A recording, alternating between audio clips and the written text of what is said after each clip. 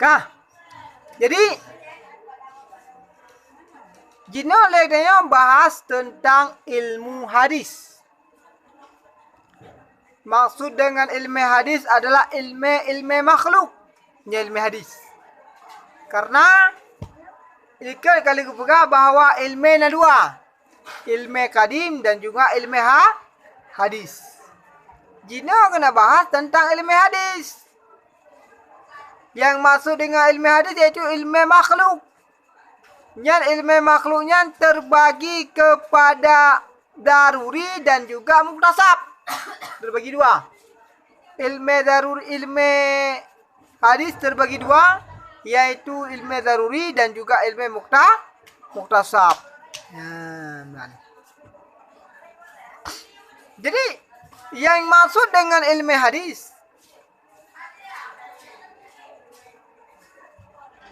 ada kala ilmu hadisnya tak merupaji dengan cara mudah. Maka gekun ilmu hadis tersebut dengan ilmu daruri. Legedanya tak pahami ilmu tersebut yang secara mudah tak pahami ji. Maka ilmunya gekun dengan ilmu daruri. Gimana form ilmu daruri? Yaitu ilmu yang hana perlu semikir. Ilmu yang hana perlu untuk minta dalil yang lain. Yang maksud dengan ilmu daruri. Kemudian pakan ilmu laginya rupa gekun dengan ilmu daruri. Dikarenakan sangat mudah lesirara orang yang memang gonyan hal mungkin hanya depu daripada ilmu tersebut. Ya. Jadi gaya bohnan ilmu yang mudah dengan ilmu daruri. Dikarenakan sangat mudah ketemu oleh orang yang cari.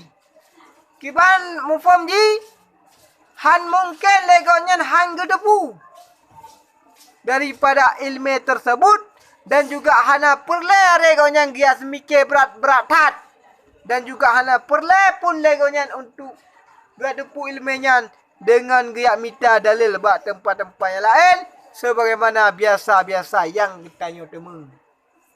Apa dia yang inan? 4 pada dia. Ilmu daruri contoh di sada masa. Mudah dah jawab kau. Ha? Hasil jis jawab 2 karena mudah. Yang gekun dengan daruri. Namun tak kalah. Akar tiplu, akar put. Tak kali dengan 5. Tak tambah 6. Tak tambah 70. Tak kali leh. Padu. Payah kan? Payah kibang pun payah. Payah ni cari-cari leh. Ya, jangan gekun dengan kandaruri. Ya kanduri berana ni? Muktasab. Kah? Kah.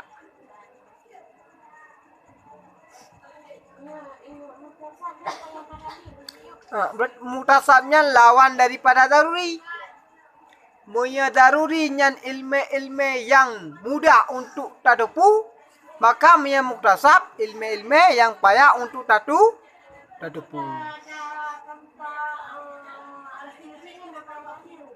Yang dah? Ya, seperti yang namanya payah usaha ile. Muktasab mana muktasab usaha? Usahanya boleh jadi dengan cara semikir, boleh jadi dengan